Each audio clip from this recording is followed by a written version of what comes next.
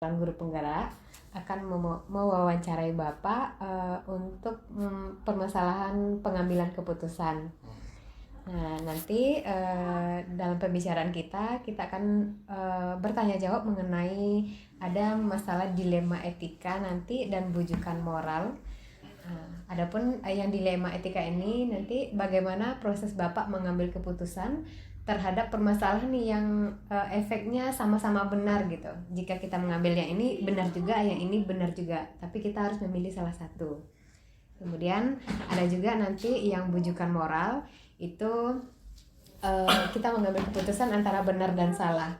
Misalnya di sekolah itu kita mengadakan sebuah kegiatan dengan anggaran yang sudah disediakan, ternyata anggaran itu berlebih, lalu kita menggunakan anggaran tersebut untuk kegiatan jalan-jalan atau beli baju, padahal itu tidak direncanakan dalam anggaran. Nah, itu kan kalau dalam prosedur itu salah, tapi kan itu kan dana berlebih, berarti ada di sana dilema kitanya antara benar dan salah. Nah, lalu bagaimana kira-kira Bapak mengambil keputusan? Seperti itu contoh salah satunya. Baik Bapak, yang pertanyaan pertama, bagaimana Bapak dapat mengidentifikasi kasus-kasus yang merupakan dilema etika atau bujukan moralnya? Pernahkah Bapak mengalami salah satu kasus yang dilema etika di sekolah Bapak? Kalau dilema etika sering. Misalnya seperti apa Pak? Kalau dilema etika ini kan paling sering terjadi di sekolah itu diantaranya nanti pengambilan keputusan untuk utusan-utusan, kemudian dalam kepanitiaan. Nah, jadi contoh kita utusan itu dimintanya hanya cuma 2, sementara kandidat ada 5. Itu akan ada nanti dilema etika kepada kepala sekolah gitu. Iya Pak. Nah, jadi sebenarnya dilema etika itu paling gampangnya itu adalah cari risiko yang paling terkecil. Nah, itu sebenarnya kalau dilema etika. Iya. Ya, kita kumpulkan fakta dulu, kemudian ya kita bisa bertanya ke senior, nah baru kita putuskan. Iya. Itu kunci dilema etika sebenarnya. Jadi cari risiko yang terkecil, nah, tapi musyawarahkan dulu gitu. Iya. Baik, Yang perlu diingat itu apapun keputusan tetap nanti tidak memuaskan semua orang. Iya.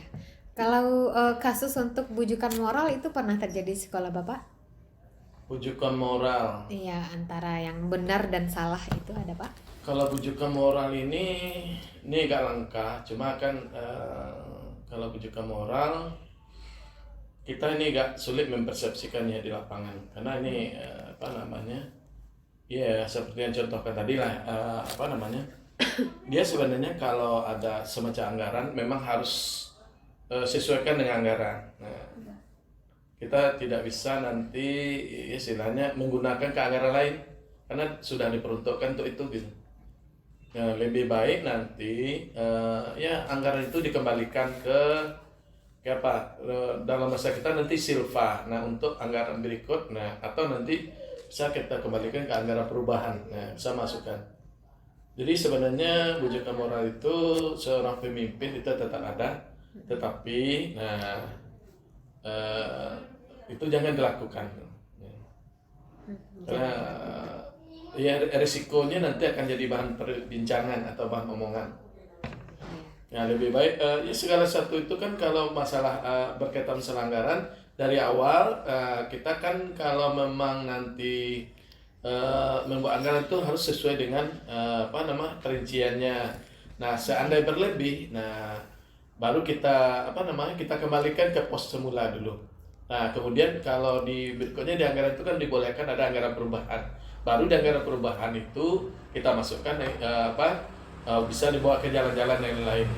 Nah, jadi itu contoh bujukan moral. Kalau bujukan moral itu memang itu pasti ada. Iya, baik Pak. Selanjutnya hal apa saja yang selama ini Bapak anggap efektif dalam pengambilan keputusan pada kasus yang dilema etika tadi Pak? Hal apa saja ya yang dianggap efektif untuk mengambil keputusan terhadap kasus dilema etika?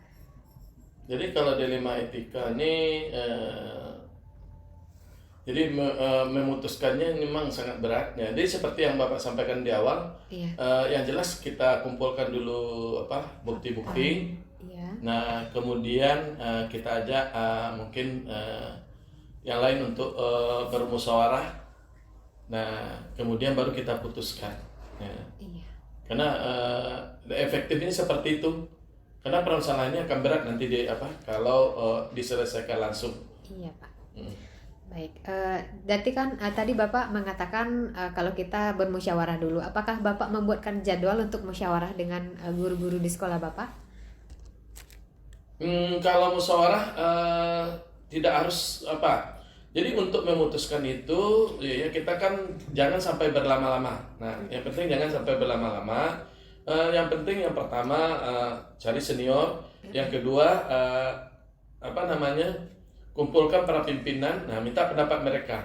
Jadi tidak usah semua orang kita minta pendapatnya karena itu akan bias nanti.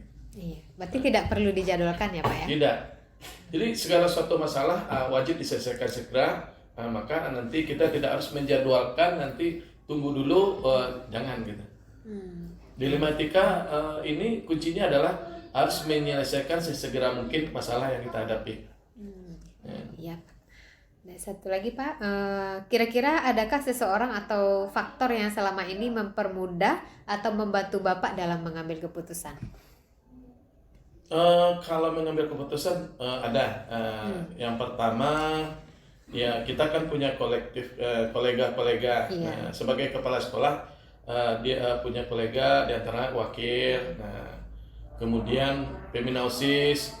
Kemudian tergantung permasalahannya apa. Kalau masalah keuangan nanti kita ke bendara bos. Nah, kita kumpulkan bendara yang lain. Nah, jadi yang perlu kitanya adalah jadikan pengalaman itu sebagai nanti bahasanya untuk memecahkan masalah-masalah gitu. Nah, karena yang sudah lama berkecimpung di situ pasti pengalaman banyak. Nah, maka salah satunya senior, orang yang telah misalnya pernah jadi wakil sudah lama atau mantan kepala sekolah di situ. Iya, berarti wakil-wakil atau senior itu sangat membantu Bapak dalam mengambil keputusan ya Pak? Iya, yang penting kita mintai pendapat mereka. Nah, termasuk senior, keputusan tetap di tangan kepala sekolah. Oh iya. Baik, terima kasih Pak. Mungkin untuk wawancara pada kesempatan ini kita cukupkan. Terima kasih waktunya dan maaf telah mengganggu waktu Bapak ya Pak. Terima kasih Pak.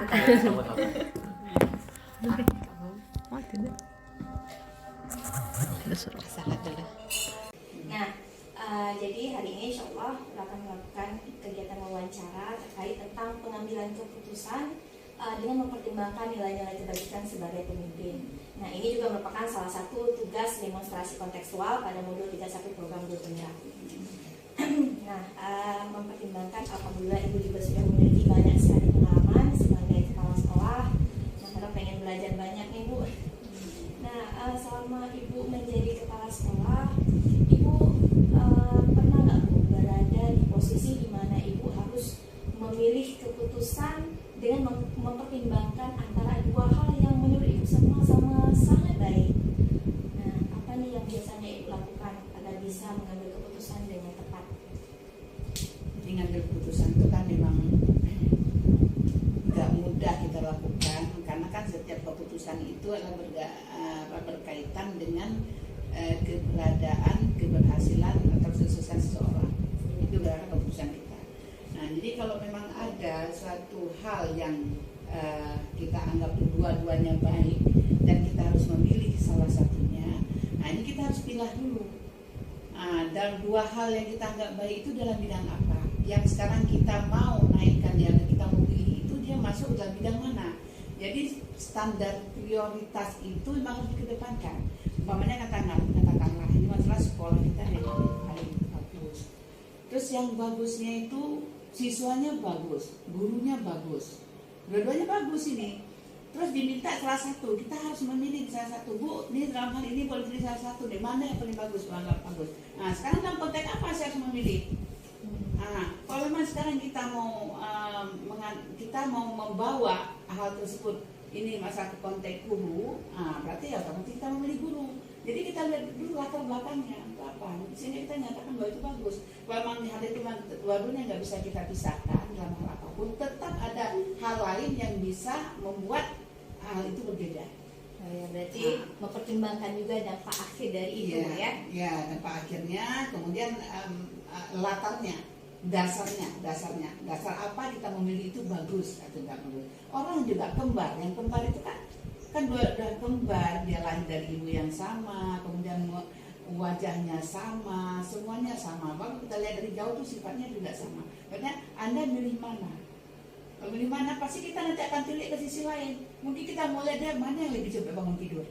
Nah, jadi kan di situ tuh kita harus pilih. Jadi nggak bisa kita secara gamblang. Kita harus lihat dulu ke dalamnya itu bagaimana atau dasarnya apa.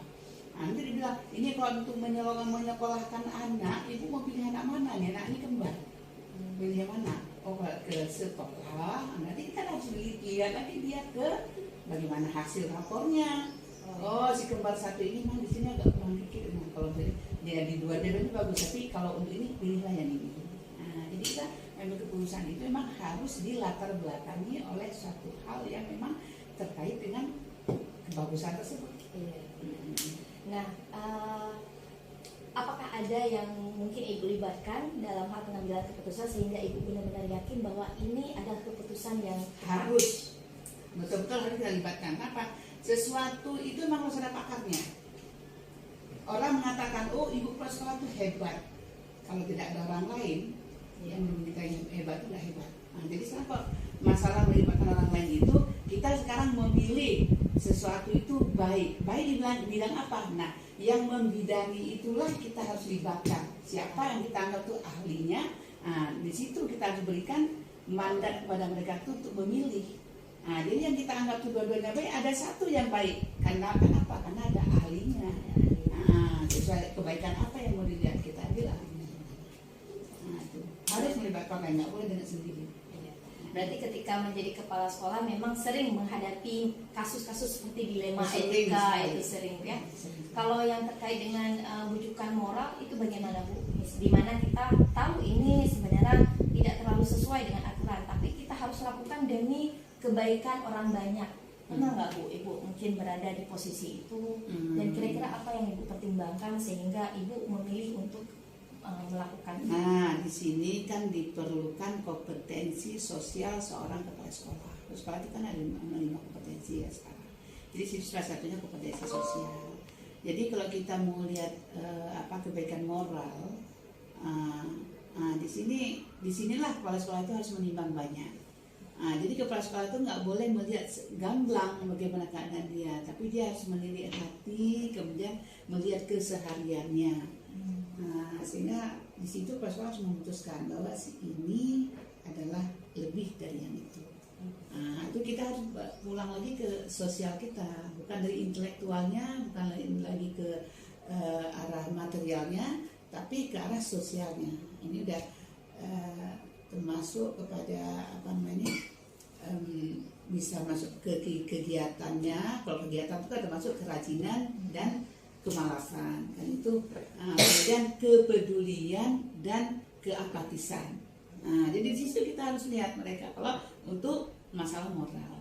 Berarti banyak sekali yang harus dipertimbangkan ya Bu, ya? Banyak sekali. Makanya seorang kepala sekolah itu nggak bisa langsung memutuskan, oh hari ini harus begini. Tidak. Iya. Kita harus lihat lagi bagaimana kesehariannya, kemudian apa yang dimiliki lebih oleh yang bersangkutan, kemudian bagaimana cara dia menangani suatu masalah.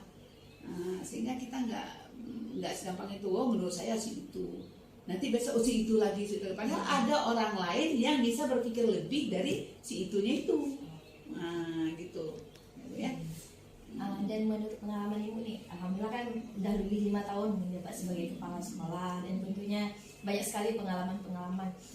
Nah, ketika setelah mengambil keputusan, Ibu pernah nggak merasa terbeban, aduh tadi benar nggak ya, atau mungkin merasa aduh sepertinya kurang tepat? Pernah nggak Bu berada di posisi seperti itu?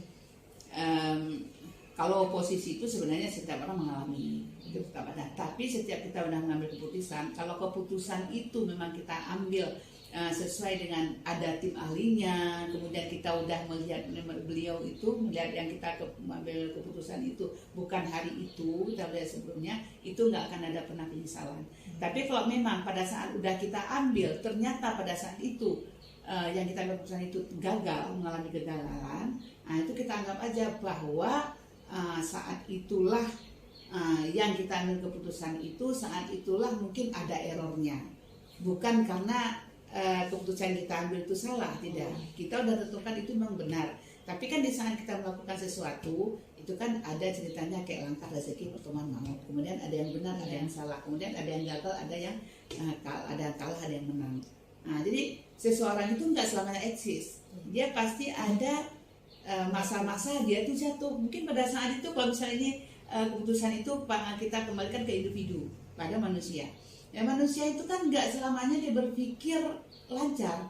Ada satu saat dia tuh otaknya itu kosong. Mungkin ada masalah di rumah, atau mungkin pada saat itu ada hal yang harus dipikirkan ke depan. Jadi pada saat dia melakukan hal yang kita minta dilakukan itu, atau kita katakan bahwa dia itu harus maju dalam masalah ini, di saat itu dia terbentur. Nah, jadi bukan berarti dia itu nggak sukses dan keputusan kita itu salah. Itu bukan. Keputusan kita itu benar.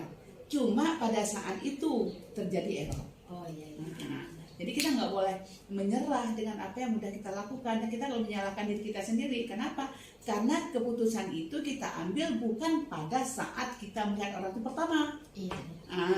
Kecuali kalau memang kita mau, ini ibu harus memutuskan yang ini ya, ini hari ini ibu harus ambil keputusan siapa yang kira-kira ibu paling baik. Boleh dengan catatan saya punya rubrik. Oh iya. Nah, diberikan satu rubrik penilaian. Nah, maka saya lihatlah sehari itu juga saya lihat, oh ini begini, sini itu. Saya bisa lihat, karena diminta hari ini juga diputuskan, yang saya lihat tampangnya hari ini. Dan saya lihat gelagat dia pada hari ini. Oh, iya. Nah, jadi sesuaikan dengan rubrik yang ada pada saya, maka saya bisa putuskan. Tapi kalau tidak ada rubrik, susah memutuskan. Ya, jadi memang jika sebuah keputusan itu diambil berdasarkan berbagai macam data, kemudian bukti, dan terutama seperti tadi rubrik gitu kan. Nah, berarti kita harus komitmen dengan apapun keputusan yang sudah diambil ya, walaupun mungkin di tengah jalan ada hal-hal yang perlu dievaluasi seperti itu. Nah, kita kan juga mengenal prinsip pengambilan keputusan seperti rule based thinking berbasis peraturan, kemudian ada end based thinking berdasarkan dampak akhir untuk orang banyak gitu kan. Nah, kemudian satu lagi care based thinking berdasarkan rasa kepedulian. Di antara tiga ini biasanya yang mana yang paling sering ibu pilih untuk pengambilan keputusan? Kalau saya lebih memilih pada care-based thinking. Jadi kalau udah care-based thinking itu, dia bukan mengerjakan pekerjaannya bukan individual lagi. Dia udah ada timbal balik. Jadi dia tuh harus yang namanya care-based thinking itu dia bukan meng-care dirinya sendiri, tapi ada orang lain sekelilingnya yang harus di-care. Menurut saya gitu. Saya kalau di antara tiga tadi care-based thinking, kemudian apalagi end based thinking berdasarkan dampak akhir, kemudian rules based thinking, peraturan. Tapi care itu juga ada rule dasarnya. Kemudian dari care itu juga nanti akan ada end, ya kan? Tanpa ada care dari mana end, dari mana rule? Benar. Jadi kita harus ambil yang care based thinking. Karena terkadang kalau misalnya semata-mata berdasarkan rules dan tidak sesuai dengan lingkungan kita juga tidak tepat, Bu ya. Iya, dan itu akan terasa canggung. Ya, yang si pelaksana ini akan canggung karena dia selalu memikirkan rule-nya. Namun rule itu nggak boleh kita belakangkan, dia juga harus kita pikirkan. Bagaimana cara melayani, cara dia meng-care-nya. Nah, nanti baru kita lihat bahwa end-nya itu bagaimana. Nah, bergantung dengan care tadi juga. Oh, iya. Nah, jadi bukan siapa tahu nih suatu saat mungkin Zura juga bisa menjadi seorang pemimpin. Ada nggak trik atau strategi khusus yang membuat ibu itu paling cepat bisa mengambil keputusan dengan cepat, dengan penuh keyakinan, dan menurut ibu itu saya insya Allah benar nih mengambil keputusan? Atau ada langkah-langkah pengambilan keputusan yang ibu lewati? Ini kalau kita mau jadi seorang pemimpin, itu jadilah pemimpin yang betul-betul bekerja untuk memajukan suatu instansi yang kita pimpin. Itu yang pertama. Nah, untuk memajukan instansi yang kita pimpin itu kita tidak hanya duduk menghadapi buku dan nonton video yang baik itu enggak. Kalau yang udah pernah saya lakukan itu, pada saat saya tempat tugas kan di suatu instansi, katakanlah di suatu sekolah, ada sekolah. Itu saya mulanya tidak pernah melihat bahwa sekolah ini baik, sekolah ini jelek, sekolah ini buruk atau bagaimana, tidak pernah ada di kepala saya. Cuma saya melihat menganalisa konteks, ya konteks yang dari sekolah itu bagaimana, dari personilnya bagaimana, dari siswanya bagaimana, dari sarana dan prasarana yang ada di situ bagaimana. Nah kalau di situ nanti kita bisa buat pertimbangan. Kalau ini pemakainya dan ini si pengendalinya, maka sarana ini kurang. Nah jadi itulah yang kita lakukan sehari-hari, sehingga seorang manajer itu, seorang pemimpin itu bukan dia duduk di belakang meja di atas kursi empuk kemudian dia menekuni apa yang ada di depannya, bukan.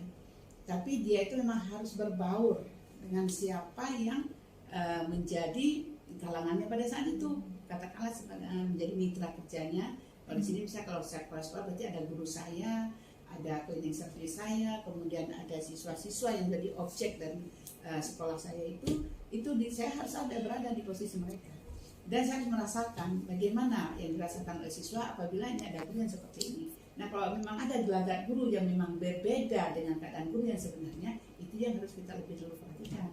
Mungkin gelagat dia itu akan membawa baik ke masa akan datang, dan mungkin juga gelagat itu akan menghancurkan sekolah kita. Maka disitu kita harus berdampingan dengan yang seperti itu, sehingga kalau memang gelagatnya jelek kita bisa menggiring pelan-pelan menjadi baik. Kalau memang ada orang yang sudah bergelagat baik itu, kita nggak boleh biarkan bahwa dia tuh udah berbuat baik, biarkan aja dia buat baik dengan sebaik-baiknya. Kalau memang tidak kita perhatikan, kebaikan juga itu juga akan keluar.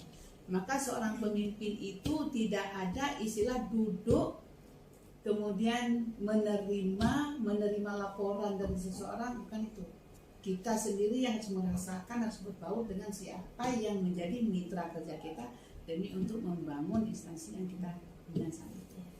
Nah, jadi jangan terpikir, enak jadi kepala sekolah tinggal duduk-duduk aja mengajar, nggak bisa. Padahal pembelajaran itu juga dipimpin oleh kepala sekolah. Nah, kemudian kita nanti kita harus cepat datang, lebih cepat dari kepala sekolah. Kepala sekolah itu bisa datang sembarangan. Tidak. Kepala sekolah itu yang seharusnya melihat bagaimana gurunya datang, mana yang datang lebih cepat setiap harinya, mana yang datang terlambat, mana yang bermasalah, mana itu. Kalau kepala sekolah tersebut tidak berbaur dengan semua personel dan warga sekolahnya itu, otomatis dia sekolah itu jalan di tempat. Karena masing-masing punya prinsip. Iya. Nah, jadi mereka nggak ada yang tengahi, mereka tuh nggak ada yang bimbing. Nah, dan kepala sekolah itu juga bukan pembimbing yang paling unik, bukan pembimbing yang paling hebat. Mungkin ada guru yang tidak bisa menerima bimbingan dari kepala sekolah ini. Nah, disitulah seorang kepala sekolah butuh penyesuaian diri, adaptasi dengan keadaan warga dan lingkungannya. Oh, iya. Jadi menjadi seorang pemimpin atau kepala sekolah itu memang sangat berat, ya. Tidak hanya menurut saya. Iya, iya sangat. Tapi kalau memang hal itu sudah kita lakukan dan biasa dari satu sekolah ke sekolah lain, hal itu kita lakukan sama, berarti dimanapun tempat tugas kita itu ya sama aja. Iya. Tidak ada masalah. Cuma masalah bebannya ini, ini kayaknya saya harus berbuat lebih banyak supaya sekolah ini berubah ke arah yang lebih baik. Nah, mungkin sekolah-sekolah yang tadinya nggak mundur. Nah, berarti itu kerja kepala sekolah itu harus lebih dari yang biasanya. Luar biasa sekali Bu, jawabannya sangat bijak. Berarti dalam hal pengambilan keputusan ini kita tidak hanya semata-mata berbasis peraturan, tapi kita juga harus menguasai bagaimana faktor biotik di sekolah, faktor abiotiknya guru-gurunya, terus ikut berkolaborasi juga dengan memperhatikan aset yang ada sehingga pengambilan keputusannya itu lebih tepat Bu ya. Dan tidak boleh hanya semata-mata berdasarkan peraturan, jadi terasa lebih kaku. Ya, ini yang saya potong. Kalau masalah peraturan itu memang selalu ada. Tetapi kalau kita terus menginjak peraturan kita terus berjalan di atas peraturan tersebut, tidak ada kemajuan. Contoh seperti ini. Ada satu garis persegi, ya, itu ada satu garis persegi, di mana garis itu sebenarnya kita hanya bisa membuat kita bisa menggariskan 4 kali, ya. Tapi di saat kita menuju sesuatu itu, kita harus menggaris itu nggak boleh lewat dari segi 4 tersebut. Di saat kita diminta untuk ini tolong buat 3-4 garis yang titik ujungnya di sini. Kalau kita tidak melebihi keluar dari garis yang pernah ada tadi, nggak akan kita temukan titik yang yang ditentukan tadi. Makanya peraturan itu, kalau peraturan itu ada dalam segi 4 untuk menuju suatu titik yang titik itu jangkauan kita tidak melewati, kita tidak melebihi segi 4 itu atau keluar dari koridor segi 4 itu, maka titik yang kita cari itu nggak akan dapat. Maka peraturan itu kadang-kadang dia statis. Kita harus berdomani, tapi kadang kita harus keluar dari peraturan demi untuk mencari hal tersebut. Ya. Ya. Baik, luar biasa sekali Bu. Terima kasih banyak atas kesediaan Ibu meluangkan Nah. waktu. Insya Allah ini bisa belajar banyak sekali, terutama tadi sudah kita bahas tentang prinsip pengambilan keputusan. Berarti care based thinking itu memang harus benar-benar kita pertimbangkan ya. Nah kemudian dari paradigma tadi Ibu juga sudah menceritakan betapa terkadang ada dua nilai yang sama-sama baik, namun pada saat yang sama juga bisa bertentangan gitu. Nah, terima kasih banyak Bu. Semoga mungkin ini bisa menambah pemahaman saya terkait tentang pengambilan keputusan dengan mempertimbangkan nilai-nilai kebajikan moral. Baik Bu, terima kasih banyak. Selamat dan terus jaya. Amin. Terima kasih Bu ya. Baiklah Bu Dina, saya akan menjawab pertanyaan Bu Dina. Bagaimana saya dapat mengidentifikasi kasus-kasus yang merupakan dilema etika atau bujukan moral? Mungkin selama saya sebagai pemimpin di sebuah sekolah menemui bermacam-macam masalah atau kasus yang dihadapi berupa dengan siswa ataupun dengan guru. Kadang dari kasus tersebut kedua-duanya menjadi dilema untuk kita memilih. Dan bagaimana untuk memahami kasus tersebut, cara saya untuk mengindikasi kasus tersebut yaitu pertama dengan memetakan setiap kasus dan berkomunikasi dengan pihak-pihak lain, baik dengan guru, kalau kita berhubungan dengan guru, kalau dengan anak kita berhubungan dengan anak dan orang tuanya. Jadi setelah permasalahan itu kita pahami, maka kita perlu melakukan beberapa hal untuk bisa memetakan apakah kasus tersebut berupa dilema etika ataupun bujukan moral. Begitu Bu Dina. Nah, untuk bagaimana saya menjalankan pengambilan keputusan di sekolah saya, terutama untuk kasus-kasus yang mana kedua kasus itu mempunyai kepentingan yang sama-sama benar atau sama-sama mengandung nilai kebajikan. Jadi saya akan mencari solusinya dari kasus tersebut dengan mengajak pihak yang terkait untuk berdiskusi atau bermusyawarah. Kemudian di sana saya akan memetakan penyelesaian dari kasus tersebut, yang mana untuk pengambilan keputusan harus mempertimbangkan nilai-nilai kebajikan, sehingga biasanya saya akan membuat keputusan yang berpihak kepada murid, kemudian berdasarkan nilai-nilai kebajikan, dan setelah keputusan saya buat, saya akan bertanggung jawab terhadap segala konsekuensi yang akan terjadi. Begitu Bu. Nah, langkah-langkah atau prosedur seperti apa yang biasa saya lakukan selama ini dalam menghadapi kasus-kasus seperti dilema etika ini. Jadi kadang saya memikirkan bagaimana solusi yang baik dari kasus ini, yang seperti saya jelaskan tadi, saya akan bekerja sama dengan rekan guru. Kalau masalahnya berhubungan dengan siswa, saya akan mengajak rekan guru dan orang tua murid untuk berdiskusi. Kemudian setelah kami berdiskusi, saya akan mengambil keputusan dengan tanpa merugikan siswa tersebut. Kemudian hal-hal apa saja yang selama ini saya anggap efektif dalam pengambilan keputusan pada kasus-kasus dilema etika.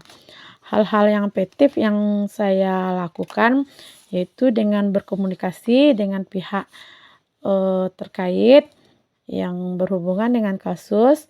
Kemudian dalam pengambilan keputusan saya akan menyederhanakan pokok permasalahan, tidak memperbesarkan. Jadi di sana di mana kita cari benang merahnya untuk menyelesaikan kasus tersebut. Nah, hal-hal apa saja yang selama ini merupakan tantangan dalam pengambilan keputusan pada kasus-kasus dilema etika. Ini memang dalam kasus-kasus dilema etika ini banyak tantangan yang kita hadapi, terutama karena dalam kasus ini ada dua hal yang bertentangan. Contohnya seperti permasalahan dengan anak. Anak ini misalnya dalam kasus anak yang sering tidak masuk sekolah ataupun yang sering tidak mengerjakan tugas. Ketika kita akan meninggalkan anak itu menjadi dilema oleh kita. Tetapi ketika kita menaikkan juga menjadi dilema oleh kita. Karena dia akan seperti itu terus.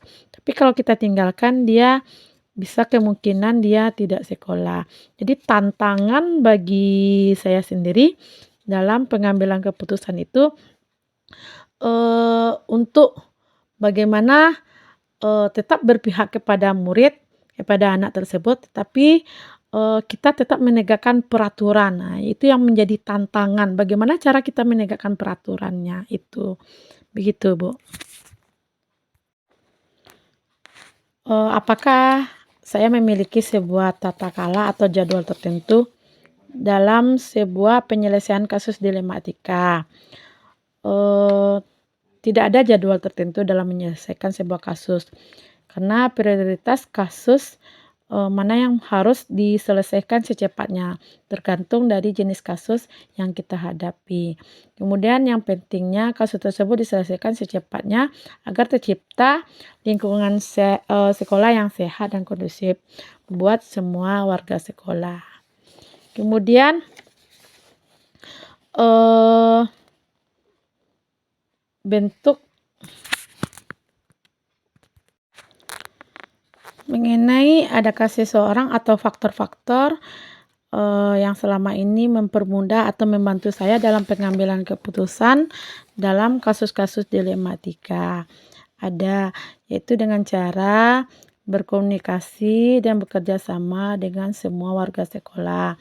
Kemudian saya akan mengelola emosi dengan sabar, tidak menghadapi kasus itu langsung dengan kemarahan. Jadi saya akan memahami tentang bagaimana cara pengambilan keputusan sebagai seorang pemimpin, sehingga menjadi faktor untuk mempermudah dan membantu saya dalam mengambil keputusan. Yang mana untuk mengambil keputusan yang saya lakukan, saya akan berpihak kepada anak, kemudian berdasarkan nilai-nilai kebajikan universal dan bertanggung jawab terhadap segala konsekuensi dari keputusan yang diambil. Dan dari semua hal yang telah disampaikan, pembelajaran yang dapat saya petik dari pengalaman saya mengambil keputusan dilema etika, yaitu dalam mengambil sebuah keputusan, maka saya akan mengidentifikasi jenis kasus yang terjadi yang saya bisa lakukan lebih awal, dan dengan melakukan pengujian apakah dari kedua kasus ini akan menimbulkan permasalahan di kemudian hari atau akan merugikan anak. Jadi saya akan menentukan paradigma apa yang akan saya pilih sehingga keputusan saya bisa saya pertanggungjawabkan.